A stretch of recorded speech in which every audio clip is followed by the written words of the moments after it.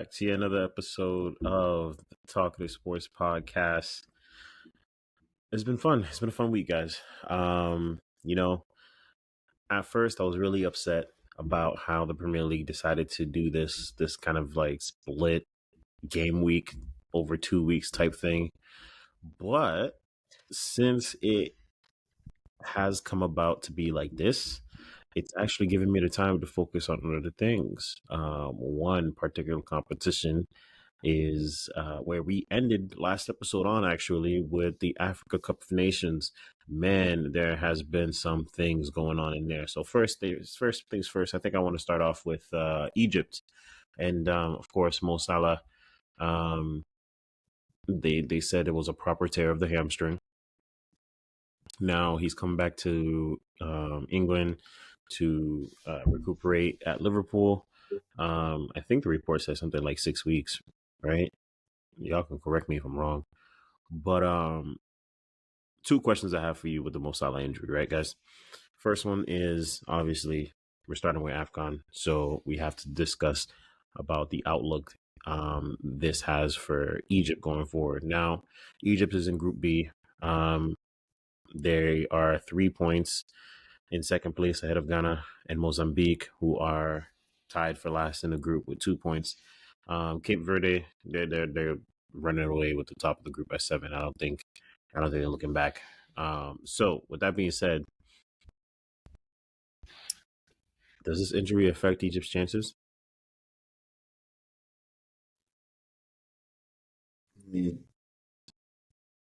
Go ahead. I think so. I think definitely it does. I don't know who they're tentatively supposed to face next in the knockout group or knockout stages. But Salah was one of their pivotal. I mean, they have a strong team. Don't get me wrong; they did have a strong team, but Salah was a lot of the backbone, a lot of the fulcrum, a lot of the focal point. Even if he didn't score, the way he plays was gonna benefit them a lot. Him not being there harms them more than benefits them. Put it that way. But they would have to. I mean, again, somebody would have to replace him. Somebody would have to step up. Take on the responsibility to okay, like our star player obviously is gone. Let me actually do something. That's the only way I feel like they're gonna be able to get far in this competition. Okay, so now you said group. So is the group stage done? I'm pretty sure the group stages are done. It's going into knockout rounds. Yeah, Ghana's going home. All these other teams have gone home, but their players are back in England. So, but yeah. Well, no, Ghana makes sense. I mean, if you look at they're completely out. I don't think. Oh well. There was a fine line of the way they could have made it, but it didn't go their way. So my question is, right, if group stage is done, right, what about Group C and Group E, although they're tied on points with South Africa and Namibia, South Africa has a better goal difference. So what happens with Cameroon and Guinea? They both have 4 points in Group C with -1 goal difference. What position are they? Second and third? Yeah.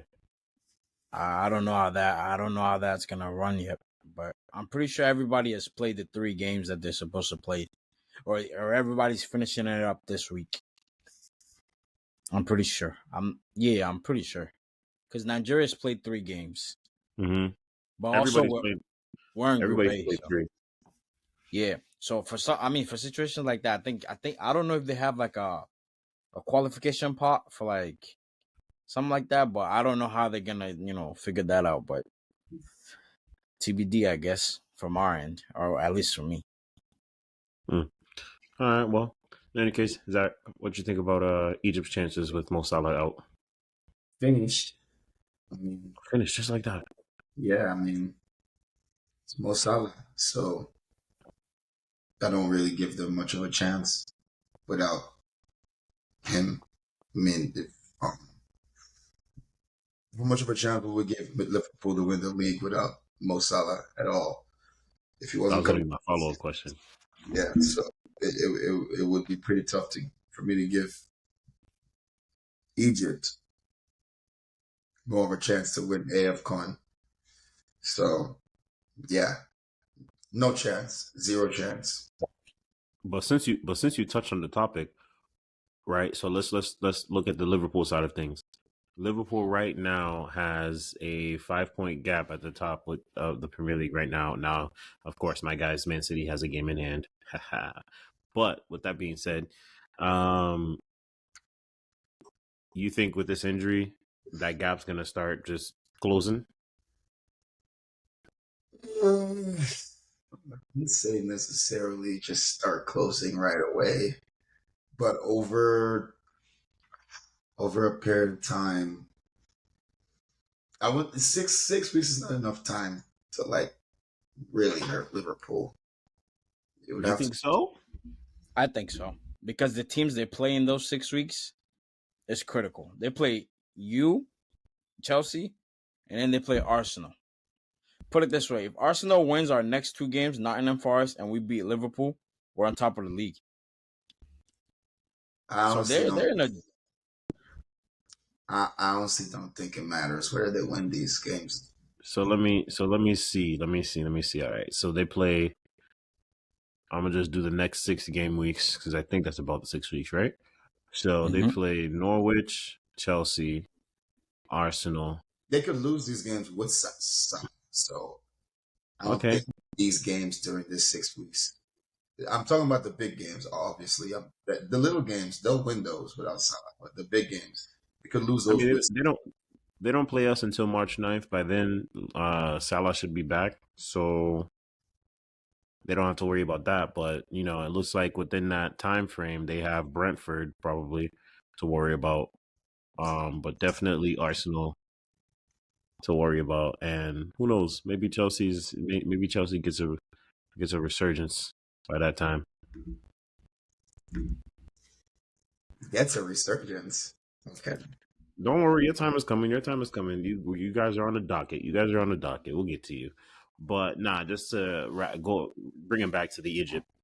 Um, Me personally, I don't think they got a shot. I don't think they're gonna be able to stay with, especially with the way this tournament has been going. If you don't got some heavy hitters, whoo, it's tough. It's real tough. The going is tough. It's really a war if you don't have heavy hitters out there on that pitch. And even with some heavy hitters, like what the battles I've seen Nigeria be in, and you have Victor Osimhen up front, nah, fam, nah. So AFCON has really told me that there's different ways to play football, and Yes. over there, they're gladiators. Yes. it's Respect, a whole different respect, ballgame. respect, bro. That the only thing that's missing is their pitches. If you replace their pitches with coliseums, fit right in, fit right in. The way, honestly, y'all might as well just put gloves on. The way I've been seeing hard fouls be taking place, just let it be, just like hockey. You know, you're gonna get the time back anyways. Just give them a good minute. Go, just fight. You're doing it anyways. I see them. I see like a little meme post of Sierra Leone and Cameroon. They're like the students who copied each other on the test, but didn't want the teacher to know, so they changed each other the little things. So like their flag is differs by one color. Our coach both look pretty much exactly the same. Yeah, I saw that. Like they're brothers. Wow, wow, that's Nah, wild. man. But all jokes aside, I've been really enjoying the tournament. Really, really enjoying the tournament. This is the first year I've really been able to really, put my focus on it as a fan, not really supporting any one team. I guess, or on the side note, you know, I could say I'm supporting Nigeria, but I don't like the way they've been playing. So let me not, speak that out with my Who chest yet. else would you support, bro? Huh? Who else would you support, bro? I'm a You fan. live in a I just can't enjoy no, you football. live in a Nigeria. As long as somebody in your household has a representative in that tournament, you can't just be a fan. I'm so sorry. I'm so sorry. So you better It go don't talk work to the like that. boys, and you better go talk to the boys and tell them give me something so I can start bragging about now. We're getting there. We're getting there. I'm not pleased with how they played either. Oh God, That's but Nah, but yeah, it's been good. If you haven't had a chance to watch the tournament, there's the knockout stages is your time to get on that. There's some really good ones coming up, and we're gonna talk about the best storyline. But before we get to that, right? There's one Jesus. There's one team that I really want to focus on. One particular player, right? Andre Onana. So now, if you don't know, to the audience, right? Before this tournament started, when it was time for all these players to start gearing up and going to their national teams, all these players were going and getting there on time. Everybody had a set time that they were supposed to be. Of course, different countries at different times, obviously, but uh, international teams communicated with their players when they were supposed to be there, and players were there, except Andre Onana. For whatever reason, Andre Onana decided to say, "Hey, man, I want to stay at Manchester United, figure out my form, whatever the case may be." Da da da da da. Now I forget what took place in that game. Did they lose? The one he started it. Yeah, no. The one, the They, one, the one, the one he menu, the one he stayed while the tournament got started. Did the menu lose or? We tied 1-1. Oh, okay. So they drew. I don't remember these results, man. Who's Man United is not a good watch these days, but they drew 1-1, right? He goes when he finally gets to the national team. They bench him. Doesn't even start, and apparently that was the plan from the get go, right? And No, but apparently, we well, still that's what the against. report said for the coach. No. The first game he got there, they benched him. He didn't play. That was a game before. The game before. Mm-hmm. Game. The game. Mm-hmm. They benched him. Now he plays in Senegal. I think also to clarify, I think they benched him because he didn't have enough prep time. Because apparently what happened was when he took after the Manu game, he had like a private jet set, and he couldn't. Something happened with the private jet. They There was a couldn't get delay. it to go. It was delayed. I think he didn't Yeah. have enough prep time. That was part of why. But yeah, carry on. I mean, he was upset about it, so that's Oh, the only very reason why I much. mentioned it. He was upset about it. I mean, hey, man wants to be a diva.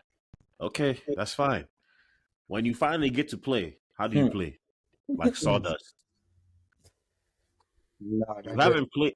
You haven't played that much, and you are, by all statistics, the worst keeper in the tournament. You have the worst goal saving percentage in the tournament. So much so you're benched for the very next game when your team sees success. Can you imagine? So I say all that to say this: does Man U even have a number one keeper?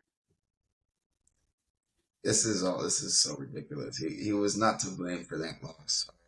The blame was on all some of those that.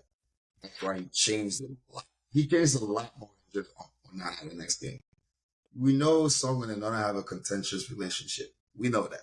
So him being benched and started, that's just the coach being the coach. We know that Onana is one of our best players. So I don't know what Song is doing.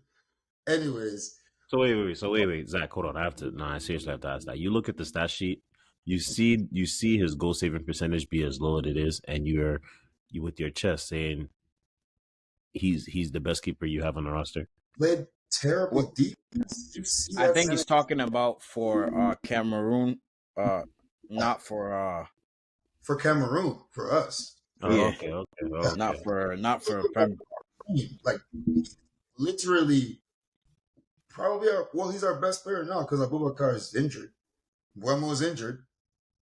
That's even another topic. Is Abubakar actually injured or is he injured? Yes. Oh, okay. He got injured the night before the tournament started. Oh, that's painful. Yeah, I think I saw a social media Buemo post about also it. got injured. Brentford and their Premier League battles got him injured. So, like, It's rough. okay, so we tried to play Magra as striker against Senegal. No, that didn't work. Okay, let's bring back Toko Ekambi and put him back as striker where he's like our best option, which that's why I say he should play. That worked. And yeah, let's not play guys in the midfield who don't play in the high level at all. That's what he did. So in Senegal, he was playing some guys that I'm like, who? And they look terrible. So I don't know what he was trying to prove. I don't know what Song is trying to prove here, that he's a genius coach. He's a tactician. I don't know what he's trying to do. Just play our best players and let them figure it out. Because at the end of the day, you win these tournaments by the players on the pitch coming together, not by the coach's tactics. That's club. This is country. So you like your chances in the tournament going forward with Onana. Boy, did you see how we won that game? We got a heart of a lion, boy. We got a heart of a Yeah, lion. they fought to the last. Oh, we knew it. No, you really did. Even Eto was running on the sideline. You see his reaction at the end of that game? He was hugging the players, picking them up. The reaction if they didn't win that game would not. Oh goodness me! It would have been an Ivory Coast. It was a great match. I'll give it to you. It was a great match. Like whatever reaction Ivory Coast got, we would have gotten that or worse. Yeah, yeah. Like because we've won the tournament like 2-3 times in this like era. So yeah. like our fans, we know what to expect. So we fought to the last breath. I didn't even Speaking know. of, Huh? I was gonna say speaking of fans, but go ahead. Yeah, literally, that's what I was about to say. I was gonna say I didn't know Ivory Coast fans were like that, man. God, and aren't they hosting the tournament? Yeah. Oh my god, they took a deep. I mean, that song has gone viral. Whatever that song is, oh my gosh, everybody singing. Yo, Oh, people are fully on, like grown men. These are fathers and grandfathers holding hands in unison, crying as they walk out the stadium. I seen a video. Another guy, like there's like four of them. They're walking out crying, and one of them grabs a tissue out of his pocket to wipe the other one's face for him, and wipes his own too. It's this, like serious tears, like actually painful tears. Very. It's deep. It's deep. bro, Yeah. I seen a video. This dude was in the stands. He collapsed. He collapsed. Yo, his girl. He was with this girl. He pushed his girl off, and he was just. Oh no! He already bet the whole house. Oh just no! pain. He Just bet the whole house pain. on his country, his fatherland, and they Just disappointed him pain. like that. Oh, man. Nah, that was deep. Yeah. All right, but for the teams that are still here, right? Who do you think has the best storyline going forward? Who do you think makes the I don't know, makes the most interesting going forward? I'll say for me, Cameroon right now. Cameroon, Morocco hasn't really. Morocco's good though. They're good. They're good. One of the better pools in the tournament. Yeah, a team that also shocked me that they got booted out fast. Algeria. Algeria is usually a force. Like they usually. I don't know what's going on. Last one, so yeah, they packed them up fast. Yeah. So after you have to know the very next one you come in after being a winner, you're gonna have a target on your back, and with one. So it's tough. It's tough. I got somebody that is the best story. I'm gonna go with Cape Verde. Oh yeah. Like I mean, come on, Ghana, Egypt. That was Cape That's Verde. true too. That's true too. You've never heard Cape Verde in that group before, like in that range. Yeah, I gotta go. Very with Cape true. Verde. That's they doing, and I'm not gonna lie, they know how to play. Like I think Nigeria is gonna have to play them in the knockout round, and I think we're gonna get knocked out because we haven't scored one goal from like open play. Like all our wins have been 1-0, 1-0. Like we haven't. Like, it hasn't been like, oh, they passed from the back, they dribbled, and then they scored. It's been like, oh, it's a penalty or it's a flimsy goal or one lucky way we escaped. The only time I can remember Cape Verde is when we played them. We were qualifying for AFCON, I think the last AFCON. We were qualifying for this AFCON when we played them, and for some reason their keeper like got injured in warm-ups, and that was their last keeper on the because all their keepers were injured, so they had to bring in some guy that was literally he was 5'7" or 5'6" to play keeper, literally the shortest guy I've ever seen play keeper in my life. And they hung around that game. It was a tough game for us, man. It was 2-1 somehow. They even got a red card, and they still played so hard. So Cape Verde is tough, man. And this was last year. I knew the players. I haven't never seen these players in my life, and they were playing crazy good. They scored an incredible goal on Onana from 50 yards out. On who? Onana, yes. On who? Onana. Okay. I just want the audience to know. It was on who? Incredible. Poor guy. No, just one more time for the audience. It was on who? Honestly, I don't think any keeper saves. All right. Oh, thank you, Manny. Thank you. I don't think any keeper saves that shot. It was a rifle. All right. So last question on the AFCON, right? Who do you think needs this win the most? Who do you think they win the AFCON and it's exactly what they need to kick off? I got a couple teams here. If you have more than one, you got to give me your ranking. Wait, what was the question again, please? Who do you think this win? Who do you think needs the win the most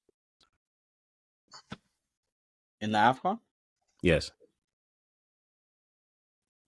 So I would go with Senegal because I believe they have the.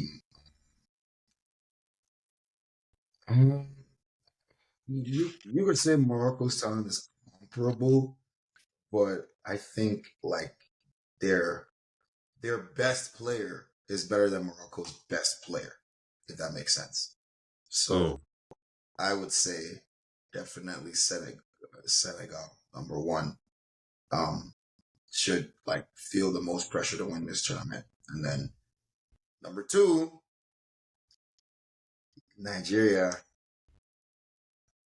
I don't know why Nigeria doesn't. I mean, I see their reactions to the games, but I don't know if that pressure is settled in yet. That you have Victor Osimhen, one of the best strikers in the world, so you gotta win this tournament.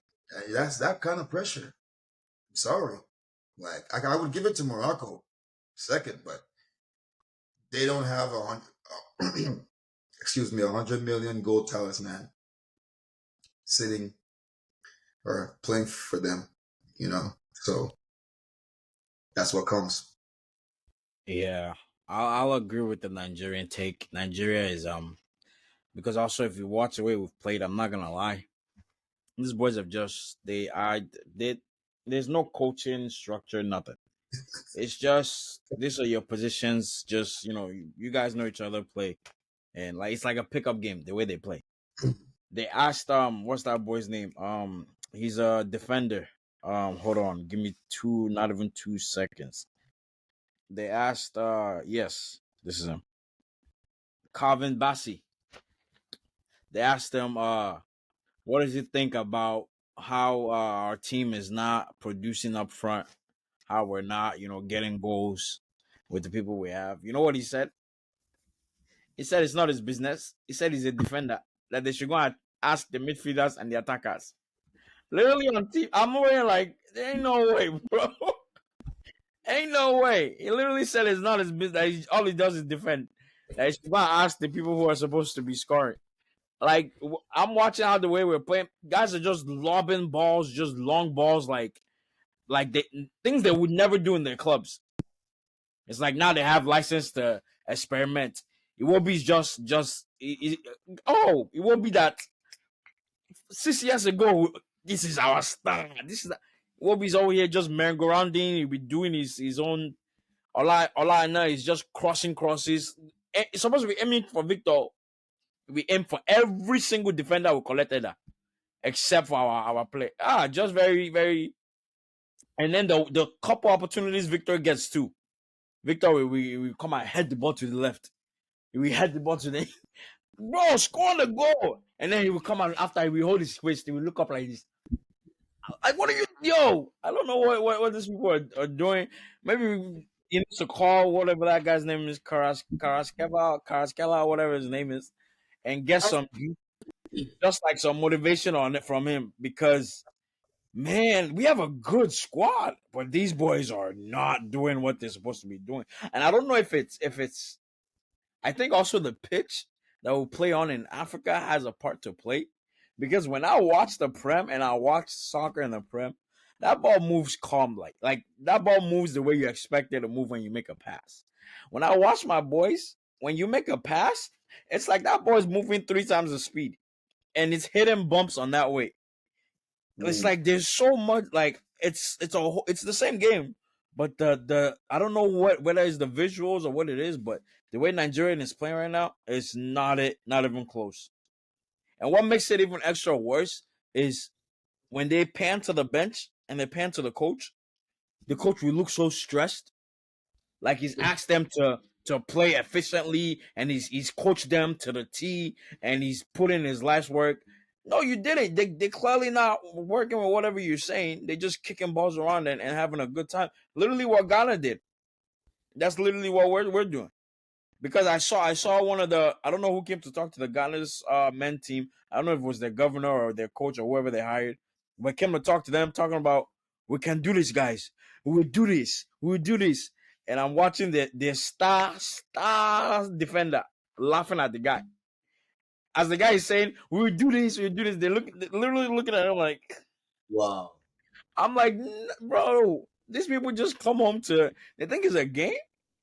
I think it's because, we haven't done anything extreme in Africa to our players in quite a while. It's giving people, we can come home and just ball. We'll come and eat good food. We enjoy. We dance. We dance. Everywhere dance. On the bus dance. Before the game dance. Walking into the locker room dance. Stuff they don't do in England. England, you're serious when you're going to that locker room. Your mind is locked in. These people are doing moves and doing play. But go see us through that Cameroon game. I'm fearing. There's so many Cameroon oppositions. Like even here in this lower, there's so many Cameroon. I didn't know that. I put a poll up on my IG. I didn't know there was that many Cameroonians. I'm not gonna lie to you.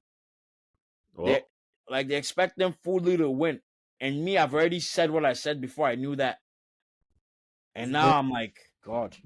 If we had our guys, I would put Cameroon on that list too. If we had Abubakar and Yeah, Wembo, you guys would be a force. I'm not gonna lie. Yeah, that's true. but we are seriously hampered because the guys, the wingers that are playing instead of them, and G's injured. One of our faster players, like fast, skillful wingers that you need to win tournaments like this. So the other guys, they may be quick, but I don't know if this connects with their feet. Like it's like there's like some kind of connect between their mind and their feet. Like their feet does something else and their mind does think something else. I don't know, but like I don't know. I think in the Senegal game we had what I think we had 8 corners, 8 corners total, and I think we only connected on 2. Like that found ahead of our player. So yeah, go help us all. well, as a neutral, I'm going to be happy to see this game. You're a Nigerian We'll fan, keep my this boy. up. You're not a neutral, my man. Yeah. That doesn't Listen, exist, man, man. I'm going to be wiping up tears. That's how I know I'm a neutral because the Yeah, tears won't be definitely. mine. this, this game is for everything, and I know our players are going to be extra motivated because it's Nigeria. Oh, it's gonna be like personal, like that game, and the way Nigerian is doing it. Nigeria is not even thinking that deep. Like these people just fought, like they fought to the last minute. They coming in hot. you Over people are here, gonna just you people are gonna do a fashion show on the way into the locker room. I'm You know. telling you. Just will come in the stylish. Your jerseys are crazy. Mm. What is it doing for us? In fact, ask them the trophies they got while wearing these fine Honestly, kits. let me tell you the trophy we got. We got Getty images. We got people are using our jersey on Instagram to collect likes. That's all we got though. Viral tweets. You Oh got my goodness. you got celebrities shouting out the kits. Yeah. Exactly, left and right. That's Every about it. celebrity was on it. That's all we got. Literally, all we got from that. The whole tournament, nobody remembers anything. Just this is the kit they wore. Yeah, Yep. that's wild. Oh That's wild. man. All right, all right. Let's talk Premier League for a little bit. Just one question today though. When we look at the table, we already did talked about the top group and how it's we don't see the usual suspects. But let's go down to discuss the usual suspects. And now we go all the way a little bit down the table. We find Manchester United and Manchester United and Chelsea. Sorry, my English. Both on 32 points. So what am I kidding? What am I saying, bro? Manchester United had 32 points. Chelsea on 31. Now, my question to you guys. Now, that's what the table is after 21 games played. Yep, 21 games played. So my question to you guys is, who finishes higher? Zach, do you have trust in your boys?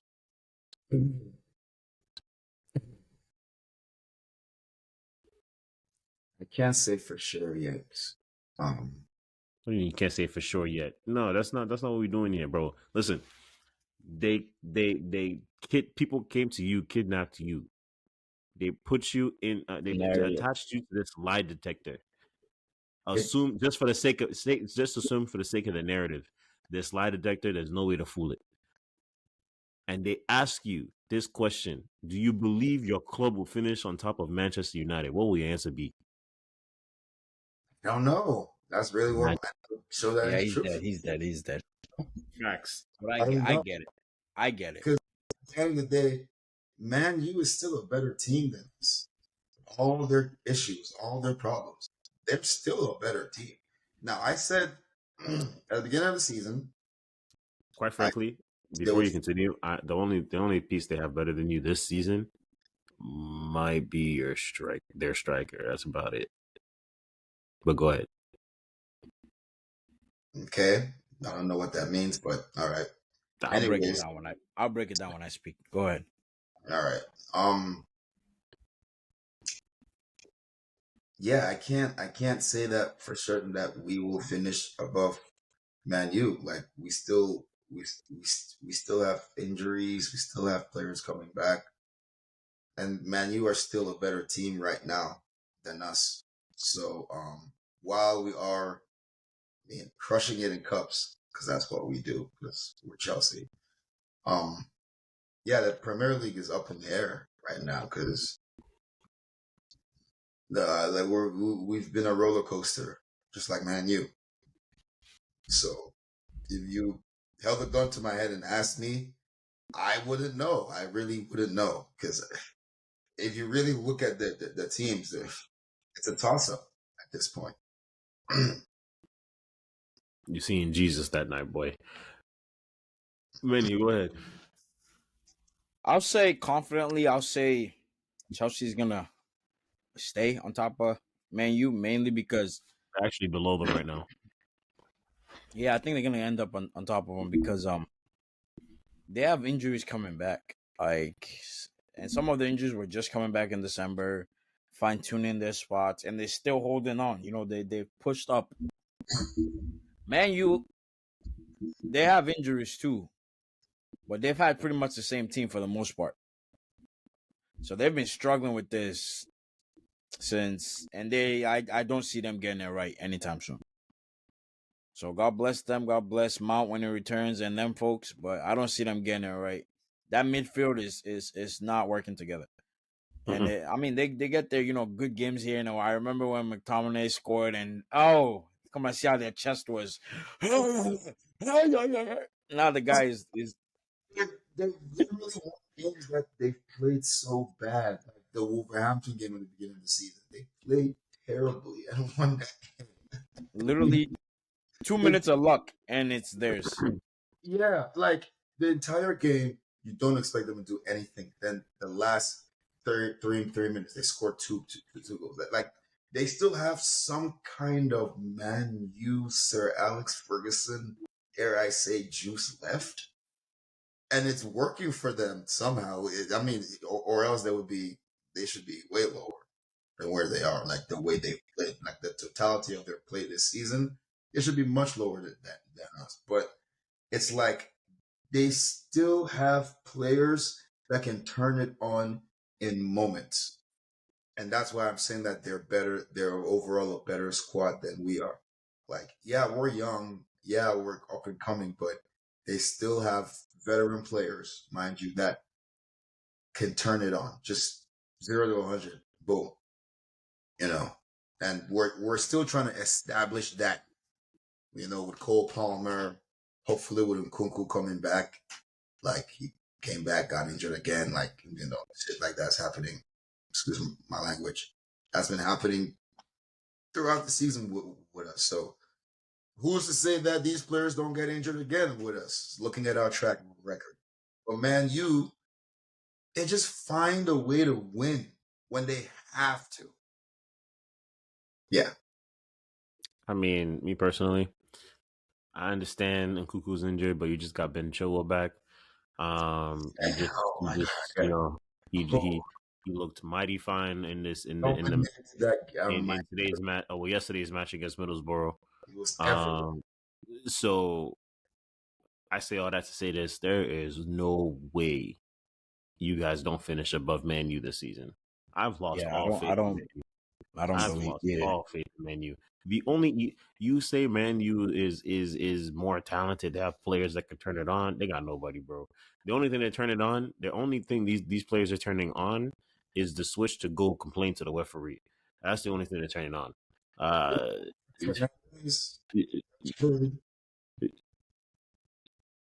Professional complainers, professional whiners. I'd call them babies, but they don't play in diapers, so I can't do that. That's the only thing they're missing, the way they whine so much, bro. Bruno Fernandes, his mouth works more than his legs. That guy, he shouldn't be a captain. Like ever since, it just disgusts me. Like if y'all watch this game, that guy's a dirty player. One, for two things can be true. Y'all right, absolutely about Bruno. He's still better than like pretty much any player we have in his position in our team. Is he? Nah, he is. He's better than any. Nah, listen to what he said. Better than any player in that position on Chelsea. Our team, Bruno Fernandes is better than any player in that. I love Cole Palmer, but he's not. Yeah, Bruno is more experienced. Bruno. Yeah. Like, who else? Conor Gallagher, love you, buddy, but Bruno Fernandes, he gets goals. He's your dad. Yep. So it's like.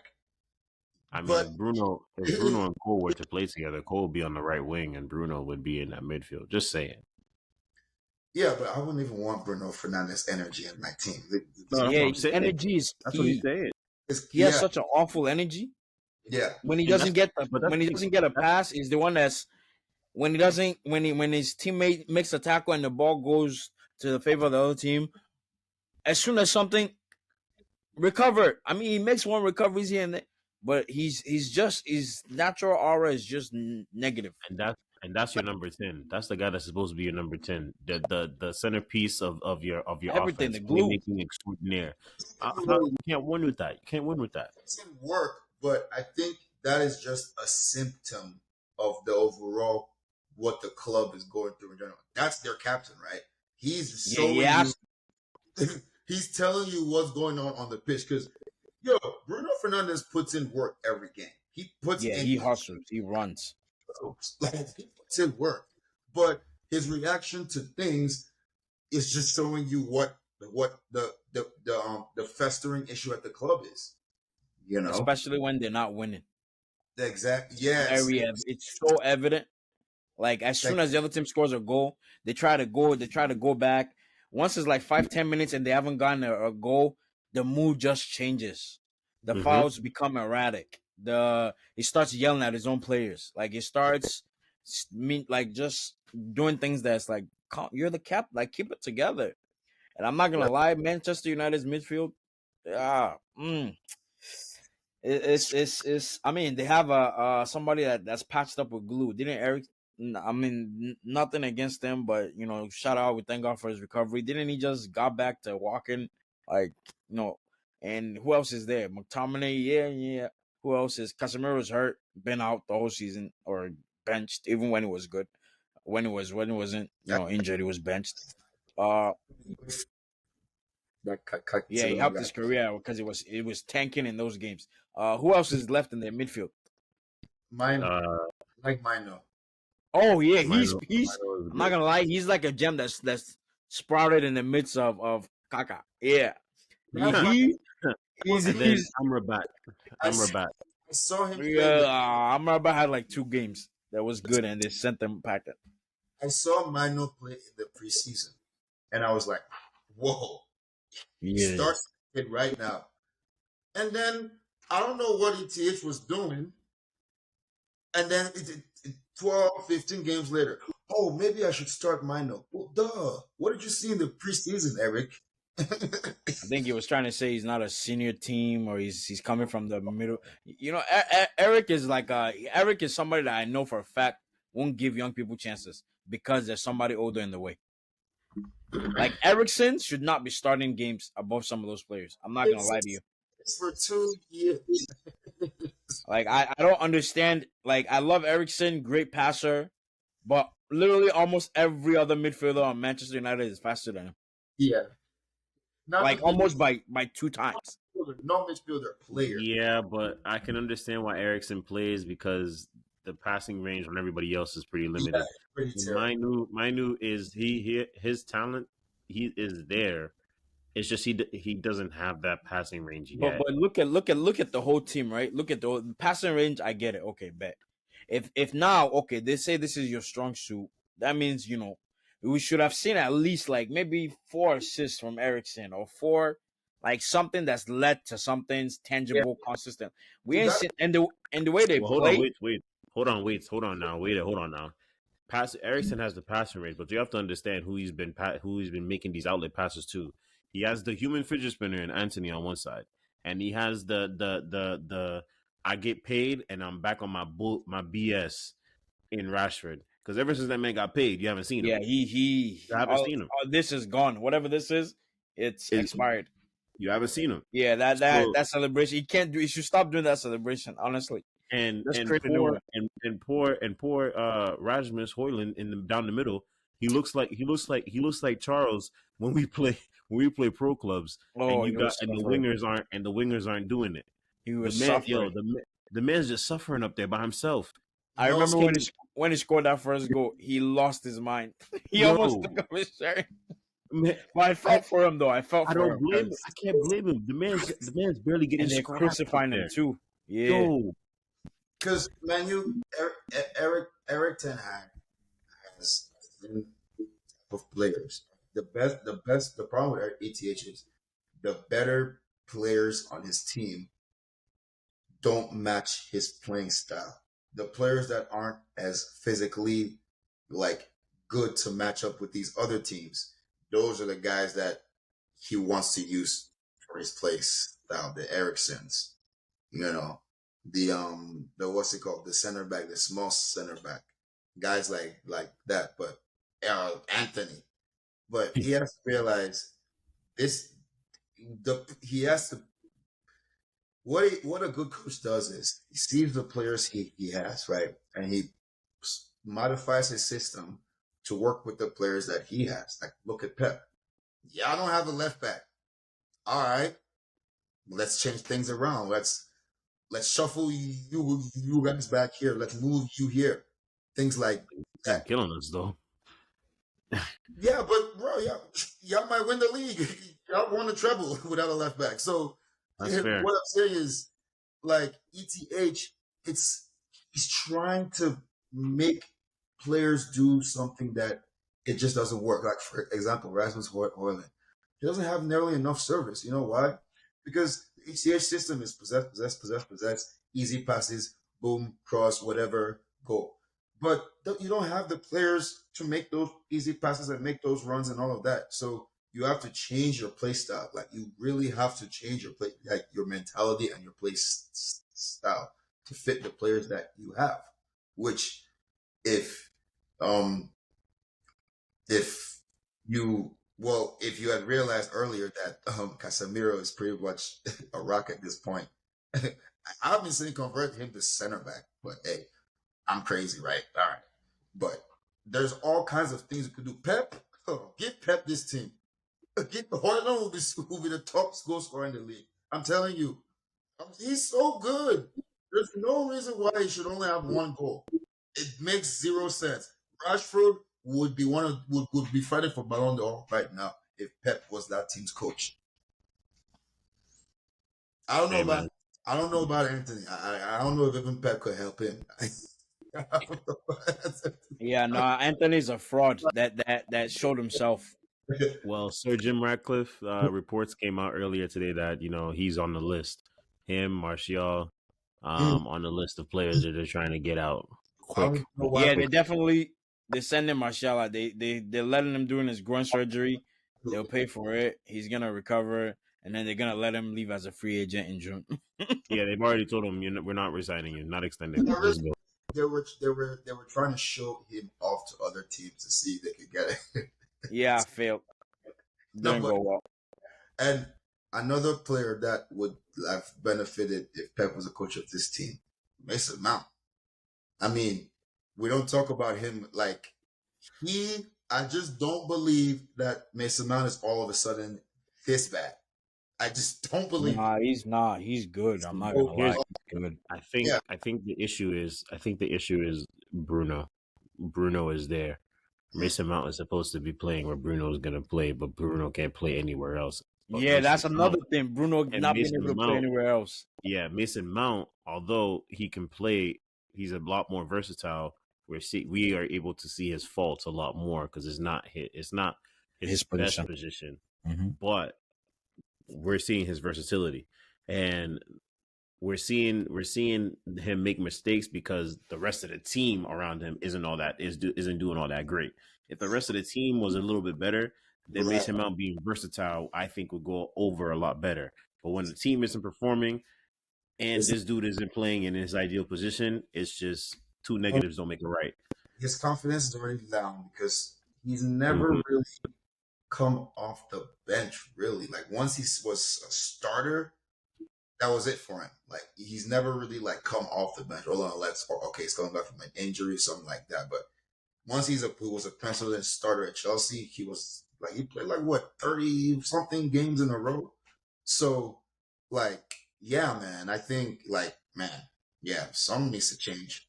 I'm not gonna lie though. I'm not gonna lie. Aaron Ten Hag's strange love for Anthony also played a role in this because Chelsea would put Mason Mount over on the right wing when things That's would get that part congested. confused me. I'm I'm not just gonna like, lie, he because I didn't was even like, try why did that. they get him?